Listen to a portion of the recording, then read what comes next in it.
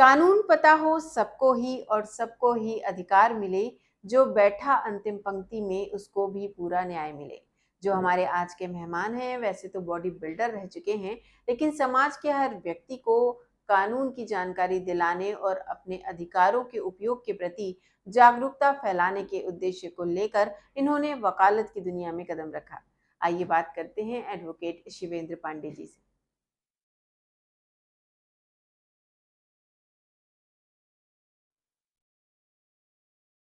नमस्कार, मैं हूँ रचना श्रीवास्तव। सी टाइम्स में आप सभी का बहुत बहुत स्वागत है और आज के हमारे इंटरव्यू सेगमेंट में हम आपकी मुलाकात करवाने जा रहे हैं एडवोकेट शिवेंद्र पांडे जी से, जो कि मध्य प्रदेश सरकार में सबसे कम उम्र के शासकीय अधिवक्ता रह चुके हैं। तो आइए बातचीत का सिलसिला शुरू करते हैं। बहुत बहुत स्वागत है आपका हमारे स्टूडियो में।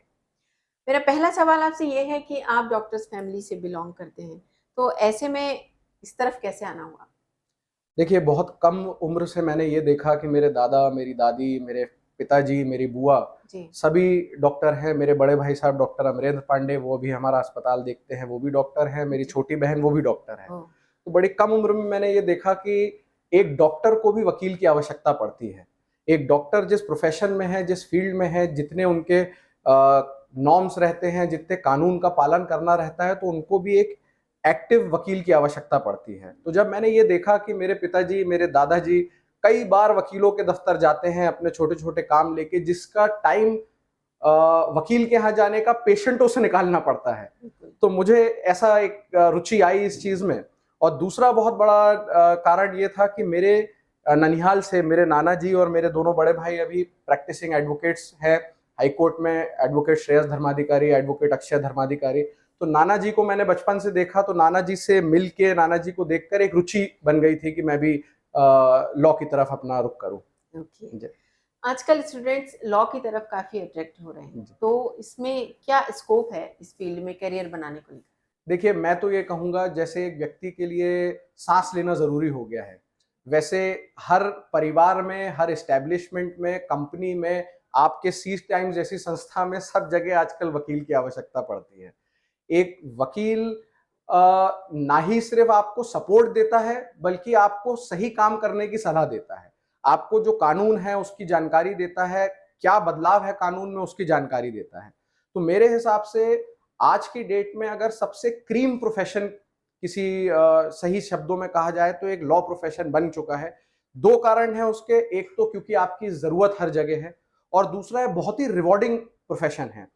मैं स्कॉलर्स करके यहाँ पे एक संस्था है, जहाँ पे मैं लेक्चर लेने जाया करता था। 11th-12th के बच्चे थे जो क्लैट की प्रिपरेशंस कर रहे थे, मैं उनको पढ़ाने, उनको बताने जाया करता था। तो मैंने वहाँ उनको अपना एग्ज़ाम्पल दिया कि अगर मैं एक व्यक्ति जिसका घर परिवार एक डॉक्टर बैकग्राउंड से है, अगर मैं अपने परिवार का प्रोफ़ेशन छोड़ के एक नया प्रोफ़ेशन जॉइन कर रहा हूँ, तो मैंने कुछ सोचा होगा। और आज आज जिस हम हालात स्थिति में हैं, वकील के बिना कहीं कोई काम नहीं होता जी। इसलिए मैं बोलूँगा कि हर व्यक्ति को वकालत अपने बैक ऑफ द माइंड में तो रखना ही चाहिए। और अब आप देखेंगे 10th, 11th, 12th की जो पढ़ाई है, जिसको हम सोशल साइंस कहते थे जब जी। आप और हम स्कूल में थे, उसमें सिविक्स, ये सारी चीज़ों के हम सब्जेक्ट पढ़ते थे। अब वो भी बदल गया है, और इंडिया का संविधान, constitution of India, preamble of India, ये सारी चीज़ें पढ़ाई जाने लगी हैं। तो एक बहुत कम उम्र से आदमी को लॉ की तरफ रुचि डेवलप होना चालू होती है। और मैं तो कहूँगा ये बहुत ही नोबल और बहुत ही अच्छा प्रोफ़ेशन है। बिल्कुल। और प्रोफ़ेशन आप इसे ना भी बनाएँ तो नॉलेज के लिए लॉ जी, बहुत ज़रूरी है, पढ़ना बहुत ज़रूरी ज़रूरी है। है जी। जी। तो अभी हाल ही में सुनने में आया है कि अमित शाह जी के द्वारा कुछ चेंजेस किए जा रहे हैं हमारे क्रिमिनल लॉ में। तो वो क्यों ज़रूरत पड़ी और क्या चेंजेस हैं? देखिए, ये चेंजेस का मैं बहुत स्वागत करता हूँ। ये चेंजेस बहुत समय से विलंब में पड़े हुए थे।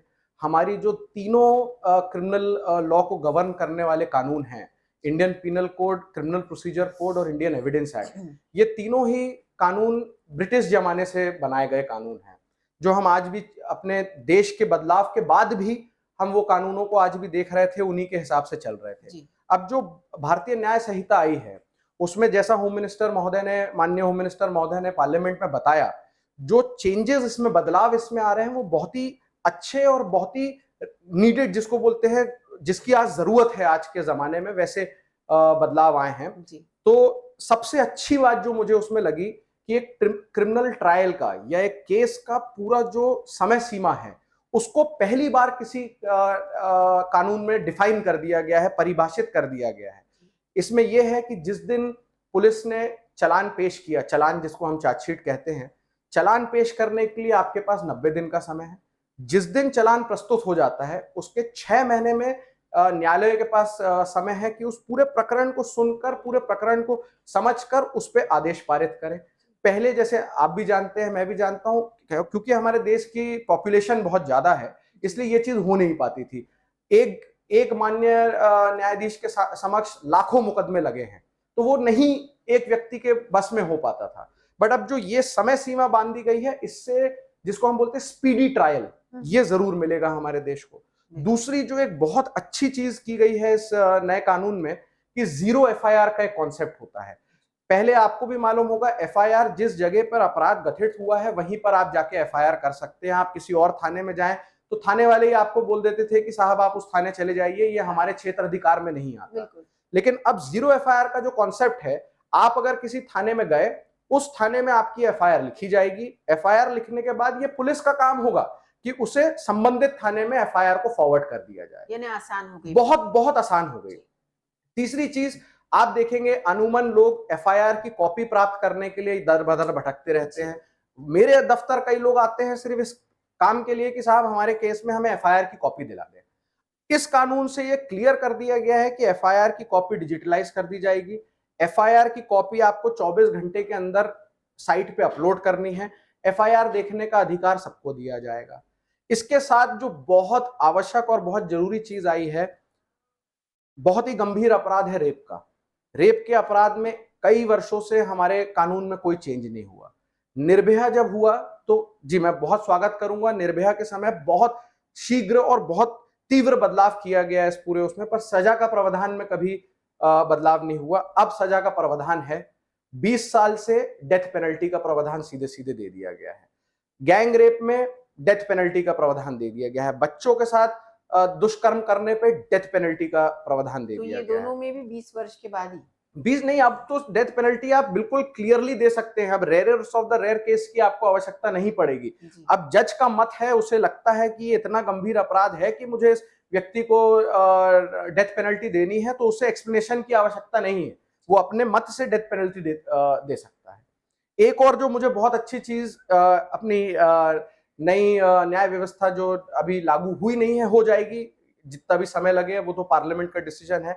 उसमें एक बहुत अच्छी चीज मुझे ये भी लगी कि जिस व्यक्ति पर एफआईआर हुई है उसकी भी राइट्स को डिफाइन किया गया है। अभी तक एफआईआर जिसके ऊपर हुई उसको अपराधी मान लिया जाता था कि आपके ऊपर एफआईआर हुई तो आप अपराधी, आप दोषी, सारी चीज है। इसमें उस चीज में भी क्लैरिटी लाई गई है। उसको भी ये कहा गया, जैसे सुप्रीम कोर्ट का एक बहुत अच्छा जजमेंट है अर्नेश का जजमेंट, जो अब सब जगह व्यापक तौर से फॉलो हो रहा है, जिसमें 7 साल से कम सजा के अपराधों में आपको एक नोटिस देना है सामने वाले व्यक्ति को, सीधे अरेस्ट करने की आवश्यकता नहीं है उसको। तो जो ये नोटिस का प्रोसीजर चालू हुआ है, उससे एक व्यक्ति को एक मौका मिलता है पुलिस को बताने का कि नहीं साहब ये ऐसा नहीं था, ये वैसा था। क्योंकि कई बार हम देखते हैं कि एफआईआर द्वेष में कर दी जाती है, बदले की भावना से कर दी जाती है। तो ये सब बदलाव, बहुत अच्छे बदलाव आ रहे हैं जो हमारे नए कानून व्यवस्था में आने वाले हैं। जी, यानी थोड़ी ट्रांसपेरेंसी आ रही है बहुत ज्यादा, कि अब हर आम जन को पता होगा। हाँ, आज हम और एक चीज मैं बताना भूल गया कि अब पूरी प्रक्रिया डिजिटलाइज होने वाली है। जो ट्रायल हो रहा है वो भी आप कैमरा पे देख पाएंगे, जो गवाह हो रहा है वो भी आप कैमरा पे देख पाएंगे। किसी प्रकरण में अगर किसी चीज का सीजर हो रहा है, किसी गाड़ी का सीजर होना है, किसी वेपन का सीजर होना है, उसकी वीडियोग्राफी की जाएगी। तो सारी चीज आप देख सकते हैं, आपको हर चीज पढ़ने या किसी व्यक्ति के मत पे रिलाय करने की आवश्यकता नहीं पड़ेगी। और एक और बहुत बढ़िया चीज की गई है, अमूमन हम क्रिमिनल प्रकरणों में देखते हैं कि क्योंकि हमारे मध्य प्रदेश में एफएसएल लैब्स बहुत कम हैं, तो फॉरेंसिक लेबोरेटरीज के लिए सैंपल्स लिए जाते हैं, वो भेजे जाते हैं, हफ्ता, 10 दिन, 15 दिन, 20 दिन लगता है वो सैंपल्स के आने में। नई वाली जो कानून प्रक्रिया आने वाली है, उसमें डिस्ट्रिक्ट लेवल मोबाइल और परमानेंट लेबोरेटरीज का सेटअप होने वाला है कि हर डिस्ट्रिक्ट में एक लेबोरेटरी रहेगी कि अगर मुझे आज किसी सैंपल को लेबोरेटरी में भेजना है तो मुझे हफ्ता, 15 दिन इंतजार करने की जरूरत नहीं है। 24 घंटे, 48 घंटे में मेरे पास उसकी रिपोर्ट रहेगी। और एक जो सबसे बड़ी चीज है, जो अभी मैं बोलूंगा पॉलिटिकली भी काफी गर्मा गर्मी से उठाई गई, कि सेडिशन एक कानून होता है जिसको हम देशद्रोह बोलते हैं। जी। देशद्रोह का कानून ब्रिटिश सरकार ने हमारे क्रिमिनल प्रोसीजर में लेके आए थे, क्योंकि उस समय जब आंदोलन होते थे, दंगे होते थे, तो लोग ब्रिटिश सरकार के खिलाफ वो काम करते थे।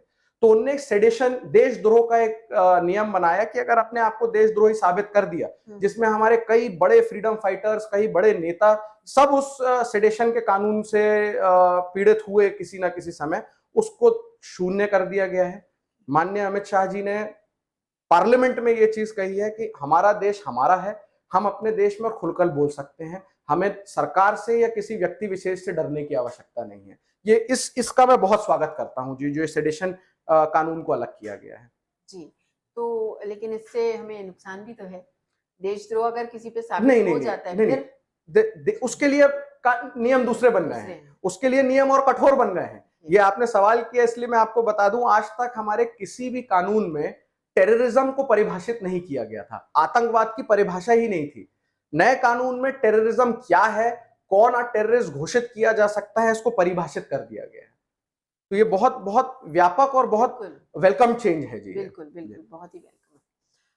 अभी आपने जो बात की कि हम जो डिजिटलाइजेशन हो गया है हमारे, आप हियरिंग को आप सुन सकते हैं मोबाइल में, तो जो कोर्ट रूम में जो हियरिंग होगी तो इस तरह से फायदा क्या है और नुकसान क्या है? देखिए, ये बहुत ही अच्छा सवाल है। ये सवाल कई बार कोर्टों में भी उठाया गया है, सुप्रीम कोर्ट तक ये सवाल उठाया गया है, इसका संज्ञान कोर्टों ने भी लिया है। अब मैं इस चीज को बिल्कुल गलत नहीं मानता हूं कि किसी व्यक्ति के प्रकरण का रिकॉर्डिंग होनी चाहिए या कोई व्यक्ति अपना प्रकरण अपने मोबाइल में बैठकर लिंक के माध्यम से देख सके। ये हर व्यक्ति का अधिकार है, ये हर व्यक्ति का हक है। इसका एडवांटेज भी यही है कि अगर आज हम जबलपुर में बैठे हैं, कोई व्यक्ति दिल्ली में बैठा है जिसका प्रकरण जबलपुर हाईकोर्ट में लगा है या जबलपुर के किसी न्यायालय में लगा है, उसके लिए ट्रेन, प्लेन, बस, कार से जबलपुर पहुंचना एक आर्थिक संकट भी पैदा करता है, समय का संकट भी पैदा करता है। तो ये चीज उसके लिए आसान है कि वो अपने घर बैठे या अपने दफ्तर में बैठे उसके प्रकरण में क्या हुआ ये चीज समझ सकता है, देख सकता है। इसका एक बहुत बड़ा ड्रॉबैक भी है जिसको मैं माइनस पॉइंट बोलूंगा, जो आजकल कोर्ट भी एक्नॉलेज करने लगी हैं, कि जब एक कोर्ट और वकील की वार्तालाप होती है, जिसको हम रेगुलरली बहस कह देते हैं, बहस के दौरान वकील आपके प्रकरण में, आपके प्रकरण के लिए क्या अच्छा है वो कोर्ट को बताने की कोशिश करता है। वो ये कोर्ट को जरूरी नहीं है कि वही बताए जो आपने उसको बताया है कि आप कोर्ट में ये चीज बताएं। तो कई बार इससे मिसकम्युनिकेशन हो जाता है, मिसअंडरस्टैंडिंग हो जाती है कि मैंने अपने वकील को तो ये कहने कहा नहीं था साहब, इसने ये क्यों कह दिया। तो एक ये बहुत माइनस है। दूसरा माइनस ये है कि जैसे आप देखेंगे आजकल यूट्यूब चैनल्स चालू हो गए हैं, अनेकों यूट्यूब चैनल हैं जो इन बहसों के सिर्फ कुछ हिस्सों को लेके, कि जज ने कोई सवाल किया जिसपे कुछ गर्मा गर्मी हुई, वकील ने कुछ अच्छा कहा जिसपे जज ने अप्रिशिएट किया, ये सारी चीजों के सिर्फ एक एक दो दो मिनट के क्लिप्स बना के, शॉर्ट्स बना के लोड कर दिए जाते हैं। मैंने खुद कई चैनल्स देखे, जज ने फटकार लगाई वकील को, क्या बहस करी वकील ने। ये सब चीजों से एक धूमिल चित्र बाहर निकल के जाता है कि देखिए ये वकील तो झूठी बोलता है या ये वकील गलत बात करता है। लेकिन अगर उस पूरे प्रकरण में क्या हुआ है, उसके पूरे दौरान बहस में क्या हुआ है, क्या है वो नहीं पूरा कोई व्यक्ति समझेगा, तब उसको पूरी चीज पता चलेगी कि ये बात क्यों हुई, जज साहब नाराज हुए तो क्यों हुए, वकील साहब चिल्लाए तो क्यों चिल्लाए। तो ये चीज एक नुकसान भी है। लेकिन अगर हम लार्जर पिक्चर देखें तो ये चीज ठीक है कि एक गरीब व्यक्ति जो नहीं अफोर्ड कर सकता जबलपुर आना, दिल्ली जाना, सुप्रीम कोर्ट जाना, उसके लिए बहुत राहत है इस चीज में। जी जी जी। तो ये बताइए हमें कि लोन डिफॉल्टर होने पर कानून में क्या प्रावधान? देखिए, अब ये अभी के आज के ज़माने में बहुत ही मैं बोलूँगा इम्पोर्टेंट और अच्छा सवाल है, क्योंकि अभी हमने देखा कि 1 डेढ़ साल पहले तक पूरा देश, दुनिया कोविड से पीड़ित थी। आरबीआई ने, रिजर्व बैंक ऑफ इंडिया ने मॉनिटोरियम की गाइडलाइंस भी निकाली कि अगर कोई व्यक्ति अपना लोन नहीं भर पा रहा है तो उसको आप एकदम डिफॉल्टर घोषित ना करें या उसको एकदम से उसका सिबिल स्कोर खराब ना करें। लेकिन कई बार ऐसा होता है कि लोग इच्छा से तो कोई नहीं करेगा, पर नहीं अपना लोन चुका पा रहे हैं, नहीं हो पा रहा है, तो उसमें सरफासी एक्ट है हमारे देश में, सिक्योरिटाइजेशन एक्ट जिसको कहा जाता है, और एक बैंकिंग रेगुलेशन एक्ट है, और बैंक के डिमांड की एक अलग रूल्स बने हुए हैं उसमें।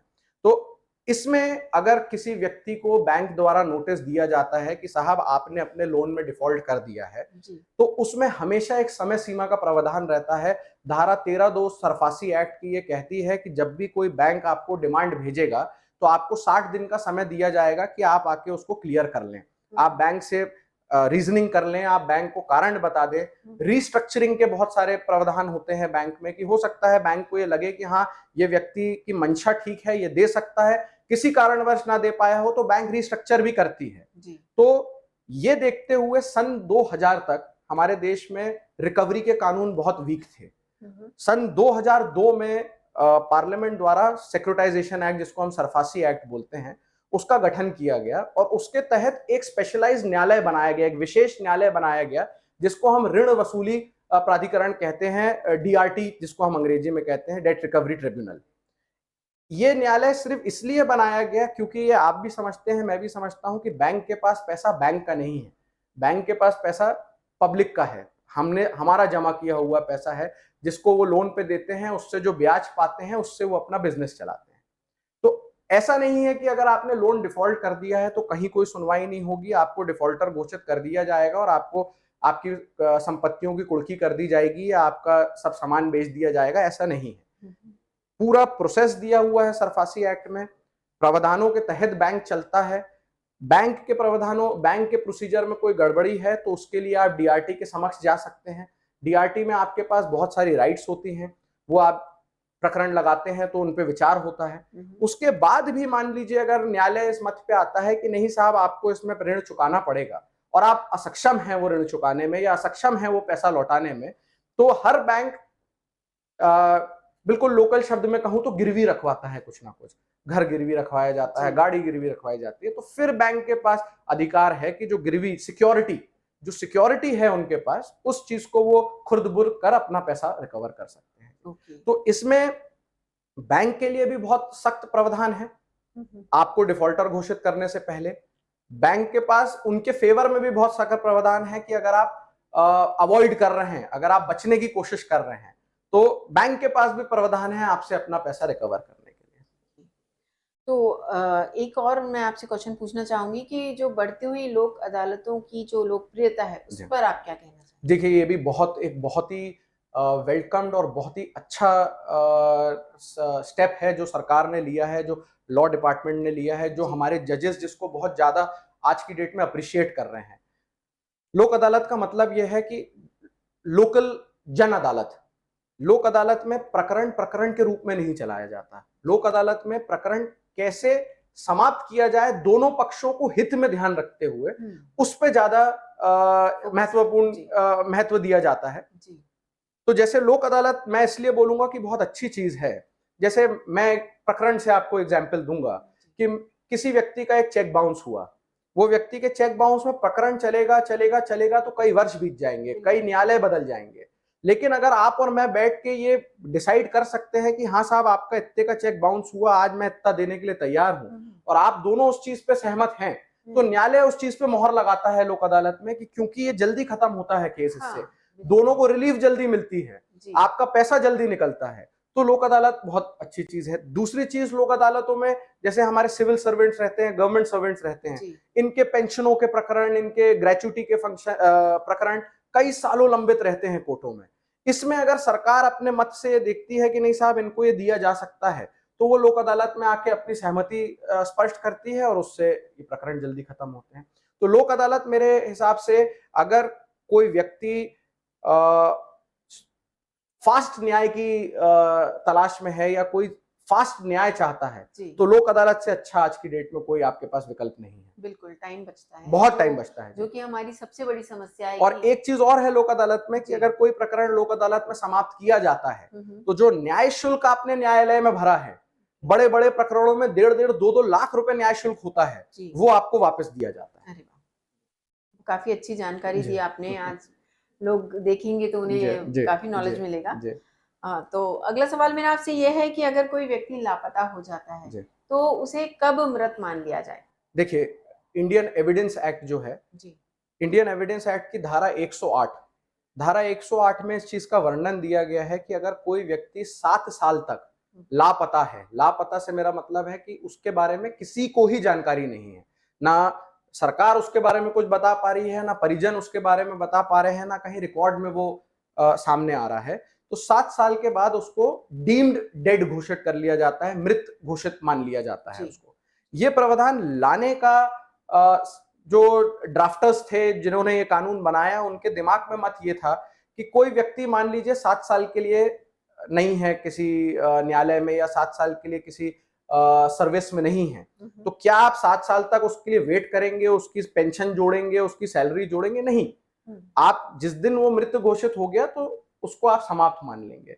वैसे ही कोई क्रिमिनल है, अब वो 7 साल से नहीं मिल रहा किसी को, 7 साल से वो गायब है, तो उसको आप मृत मान के वो केस को आप खत्म कर सकते हैं, तो न्यायालय पे उसका बर्डन कम होना चालू हो जाता है। जी।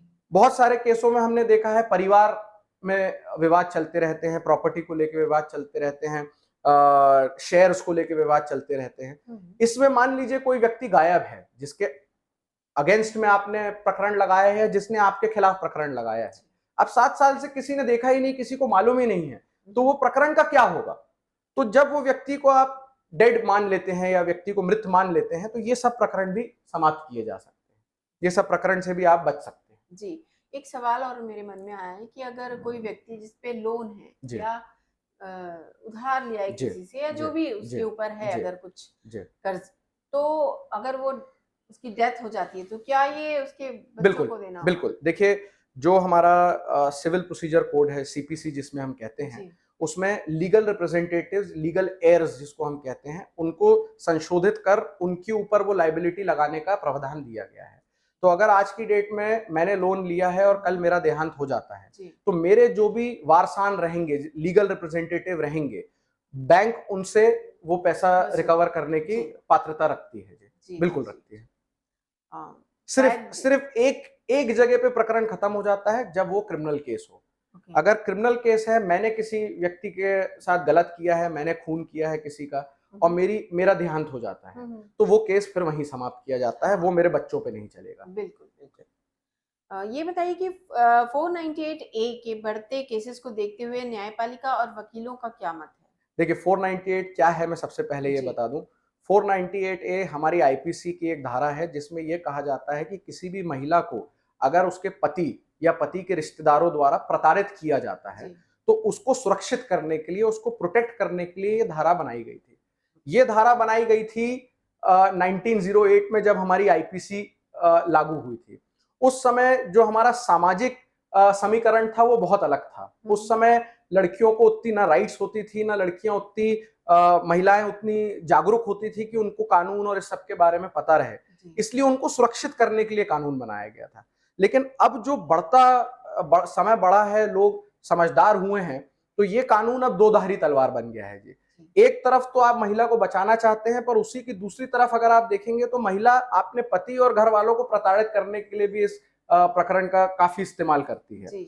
इसलिए आप देखेंगे अब सुप्रीम कोर्ट तक ये चीज कह चुका है कि 498A एक ऐसी धारा बन गई है जिसका हमारे देश में सबसे ज्यादा दुरुपयोग होता है। साहब, मैं ये नहीं कह रहा हूं कि ये सेक्शन गलत है या ये कानून गलत है, इसका उपयोग गलत हो गया है, इसका मिसयूज होने लगा है। उदाहरण के तौर पे जैसे कई प्रकरण हमने लड़े हैं जहां पे किसी महिला का किसी और व्यक्ति के साथ कोई प्रेम संबंध बना, जब उसे कहा गया कि आप ये प्रेम संबंध रोकें या आप इसमें ना लिप्त हुए, तो उनने पूरे परिवार के ऊपर 498A का केस लगा के सबको जेल में पहुंचा दिया, सब परेशान घूम रहे हैं। तो ये गलत है, इन परिस्थितियों में ये गलत है। बिल्कुल। ये बताइए आप कि अगर जाति सूचक शब्दों से, जैसा अभी तक का हमारा कानून है कि हमें पता है जाति सूचक शब्दों से किसी को संबोधित अगर किया जाता है, तो हमारे कानून में ये अजमानती अपराध है, तो जिसकी कोई सुनवाई भी नहीं है शायद। तो अब इसमें क्या चेंजेस हुए हैं? देखिए, सबसे पहले तो जो schedule tribe prevention of atrocity act बनाई गई, वो इसलिए बनाई गई कि हम भारत जिस देश में रहते हैं, वहां पर सामाजिक तबके बहुत अलग अलग बने हुए हैं। जात पात से बहुत लोगों को जाना जाता है, जात पात से बहुत चीजों को जाना जाता है। तो इसलिए ये कानून को लाया गया कि जैसे मैं कॉलोनियल टाइम्स की बात करूंगा, अब तो ये होता नहीं है कि ऊंची जात वाले जो थे वो नीची जात वालों को कमजोर समझते थे या अपने लायक नहीं समझते थे। ये एक कॉलोनियल माइंडसेट था, जब भारत में ब्रिटिशर्स राज किया करते थे। जी जी जब ये चेंज हुआ, आज की डेट में हम सब एक हैं। भारत का संविधान ये बोलता है कि हर व्यक्ति जो भारत का नागरिक है उसको सामान्य तौर का कानून लागू होगा, सामान्य तौर की उसको चीजें उपलब्ध की जाएंगी और वो कानून की आंखों में सामान्य व्यक्ति हैं। हम सब सामान्य हैं। मैं हूं, आप हूं, अडानी साहब हो या जो एक रिक्शा चालक है वो हो, सब हम कानून की नजरों में सामान्य बराबर तबके पे आते जी हैं। तो अब क्योंकि वो जमाने की बात थी जब वाकई में लोग गरीब तबके के होते थे, वाकई में उनके लिए कोई कानून नहीं था, कोई सुरक्षा नहीं थी, कोई मदद नहीं थी। लेकिन स्वतंत्रता के बाद अपलिफ्टमेंट इतना ज्यादा किया गया कि बहुत जरूरत थी इस चीज की। एक गरीब व्यक्ति को अगर आप हमारे सामान आज ले आए हैं तो ये हमारे देश की देन है। तो जब ये अपलिफ्टमेंट होना चालू हुआ तो आज सब एक हो गए हैं। बिल्कुल आज हर व्यक्ति के पास एक कमाई का साधन है, हर व्यक्ति के पास एक रेप्यूटेड जिंदगी निकालने का, एक अच्छे काम से जिंदगी बढ़ाने का साधन है। पर आज भी हमारे ग्रामीण क्षेत्र में हम चले जाएं तो बहुत गरीब लोग हैं, आदिवासी लोग हैं जी सारे। तो इन पे अगर कोई प्रताड़ना होती है तो उसको कैसे रोका जाए, इसके लिए ये कानून बनाया गया था। जी लेकिन फिर से जैसे मैंने 498 ए के लिए कहा, ये कानून भी अब दो-धारी तलवार हो गया है, बिल्कुल क्योंकि सब इतना जागरूक हो गए हैं। हर व्यक्ति के हाथ में मोबाइल है। मैं परसों ही नरसों किसी न्यूज चैनल में पढ़ रहा था कि हिंदुस्तान में मोबाइल का उपयोग करने वाले पूरे विश्व में सबसे ज्यादा लोग हैं। तो हर व्यक्ति के पास मोबाइल है, हर व्यक्ति को उसके कानून, उसकी राइट्स के बारे में आज की डेट में पता है। तो इसका दुरुपयोग ऐसे होता है कि मान लीजिए मैंने आपको, किसी व्यक्ति को सिर्फ उसकी जाति से संबोधित कर दिया। जी तो जाति से संबोधित किसी को करना अन्याय या दंडनीय अपराध नहीं है। जी मेरी मंशा क्या है या उसके बाद मैं क्या बोलता हूं या मैं किस तरीके से आपकी जाति के बारे में बात कर रहा हूं, वो जरूर दंडनीय अपराध है। वो बिल्कुल गलत बात है। एक बहुत प्रचलित प्रकरण, काफी प्रचलित प्रकरण चले हैं देश दुनिया में, जो आप देखते हैं कि पॉलिटिशियंस जो है, राजनेता आपस में कुछ बातें करते हैं जिसको ये मान लिया जाता है कि एक जाति विशेष या व्यक्ति विशेष के लिए कहा जा रहा है। जी ये सब अब गड़बड़ है। अब सुप्रीम कोर्ट, हाई कोर्ट, जिला न्यायालय सब ये चीज को मानने लगे हैं कि किसी व्यक्ति के मंशा को देखना ज्यादा आवश्यक है, ना कि उसने क्या कहा उस चीज को शब्दों देखने से के लिए। ज्यादा उसके भाव को उसके भावनाओं को देखना जी ज्यादा जरूरी है। बिल्कुल तो सुप्रीम कोर्ट ने अभी अपने कई प्रकरणों में ये कहा कि किसी सिर्फ व्यक्ति को किसी की जात से संबोधित कर देना या किसी की कास्ट से संबोधित कर देना अट्रॉसिटी एक्ट के प्रावधानों को अपनी तरफ आकर्षित नहीं करेगा। जी यानी कि अब अजमानती अपराध नहीं रहा है नहीं, देखिए, अजमानती अपराध तो ये है, आज भी हाँ अजमानती जी अपराध है, लेकिन हाँ अगर वो प्रूफ हो जाता है तो देखिए पहले क्या होता था साहब कि सिर्फ इतना कह देना कि इस व्यक्ति ने मुझे मेरी जाति पर बोला, जी वो जज के नजर में, न्यायालय के नजर में काफी था किसी व्यक्ति को जेल जेल भिजवा देने के लिए। ओके अब जब हम जमानत आवेदन प्रस्तुत करते हैं न्यायालय के, तो न्यायालय उस मत से बैठता है कि साहब अगर इसने ये कहा तो इसकी मंशा क्या थी।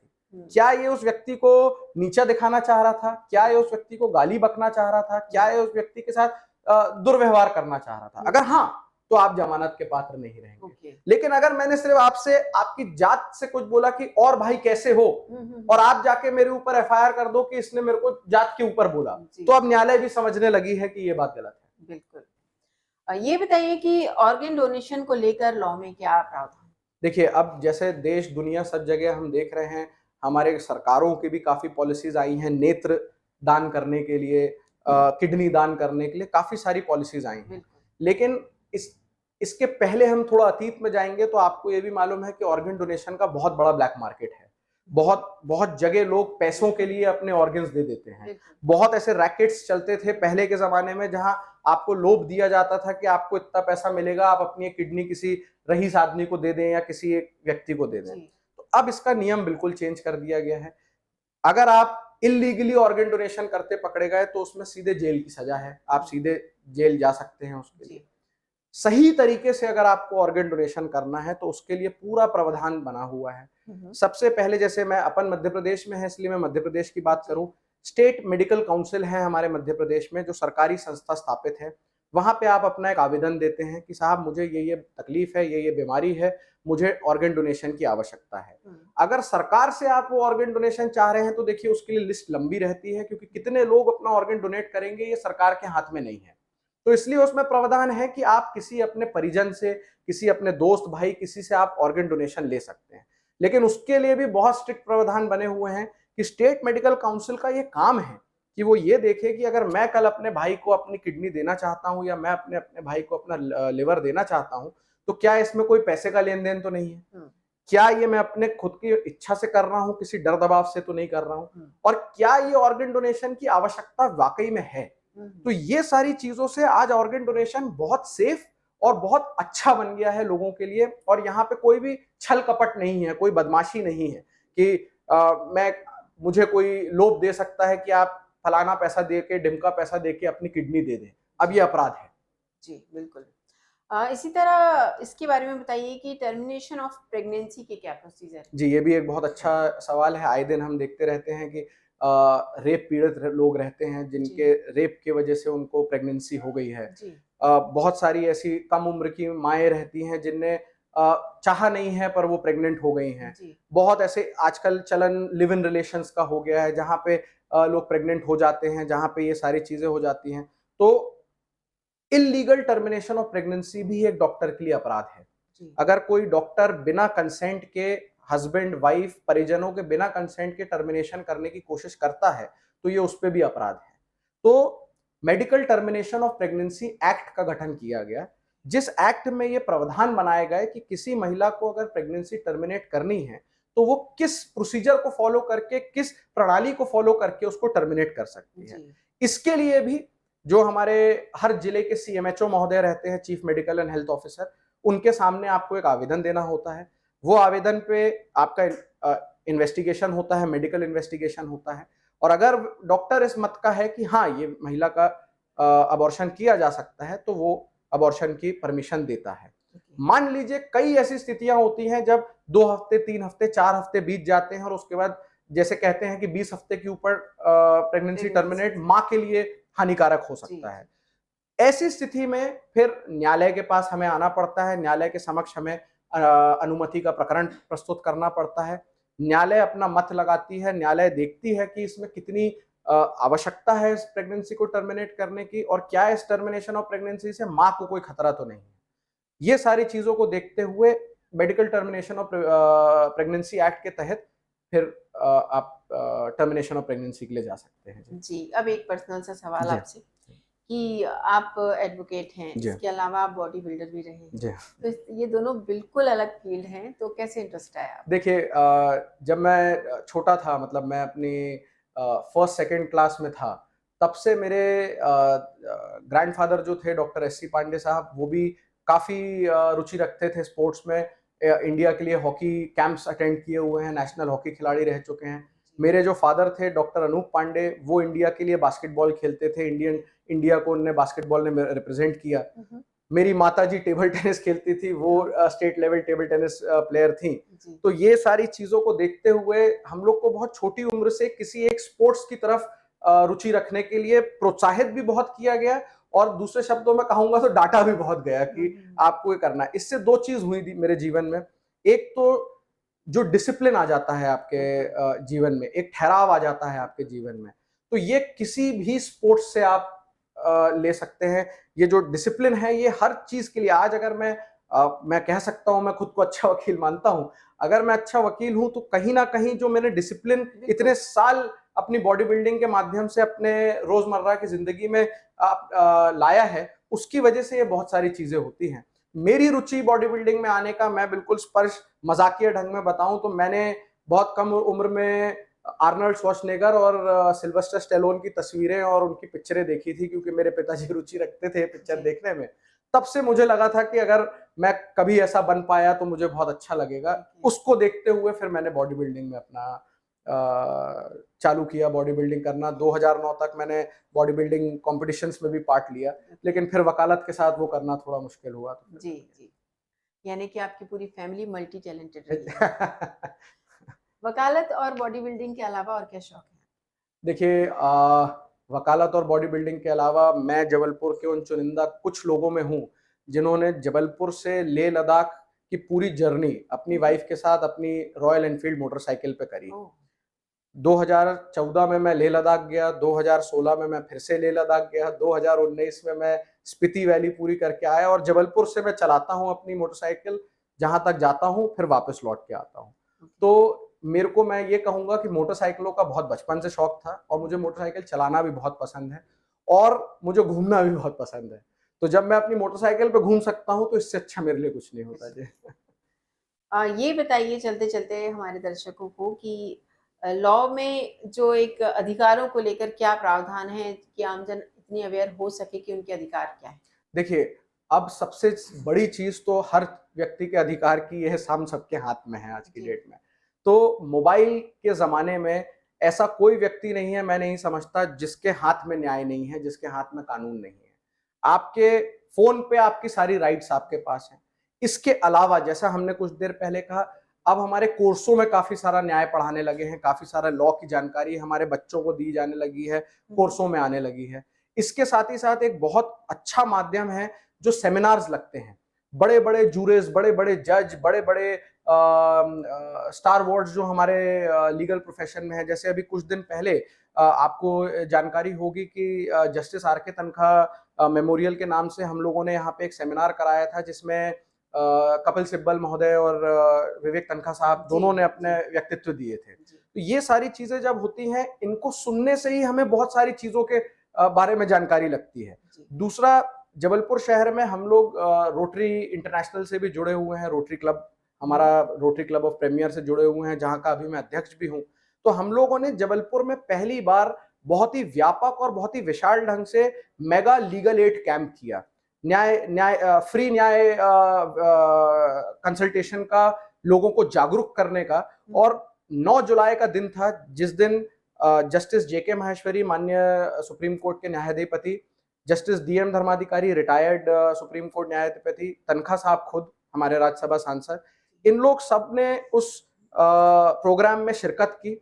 9 जुलाई का दिन मैं इसलिए नहीं भूलता हूँ क्योंकि उस दिन बहुत बारिश हुई, हुँ, तो इनका प्लेन लैंड नहीं कर पाया। फिर भी इन लोगों में इतनी रुचि और इतना बड़प्पन था कि सब लोग अपने मोबाइलों से वीडियो कॉन्फ्रेंस के थ्रू इन्होंने इस लीगल एड कैंप में शिरकत करी। हुँ, तो मैं ये बताता हूं कि हमने इस लीगल एड कैंप को बहुत ज्यादा प्रसार प्रचार किया था, पेपरों में दिया था, रेडियो में दिया था, सारी जगह।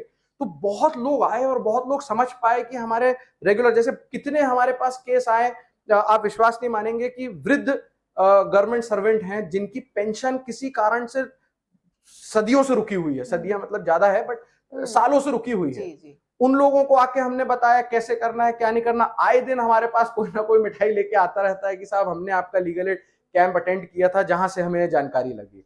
तो ये सारी चीजें अगर आप अटेंड करेंगे, ये सारे अफसरों को आप जाने नहीं देंगे, तो आप बहुत और कुछ भी जानेंगे। बिल्कुल। बहुत-बहुत शुक्रिया आपका हमारे जी, स्टूडियो में आने के थैंक लिए यू और वेरी मच। हमारे सवालों के जवाब देने के लिए और कानून की इतनी बारीकियाँ बताने के लिए थैंक यू भी जी, बहुत-बहुत धन्यवाद। Thank you. तो हम बात कर रहे थे शिवेंद्र पांडे जी से, जिन्होंने कानून की काफ़ी बारीकियाँ हमें बताई और साथ ही हमें इतना अवेयर किया कि हमारे कानून में जो कमियाँ थी, उन्हें भी दूर किया जा रहा है। आने वाले कुछ सालों में ज़रूर हम ये देखेंगे कि जो हमारी कमियाँ थी, वो काफ़ी हद तक दूर हो गई हैं हमारे कानून से। तो इसी तरह की और भी जानकारियाँ लेकर हम आते रहेंगे। देखते रहिए सी टाइम्स। नमस्कार।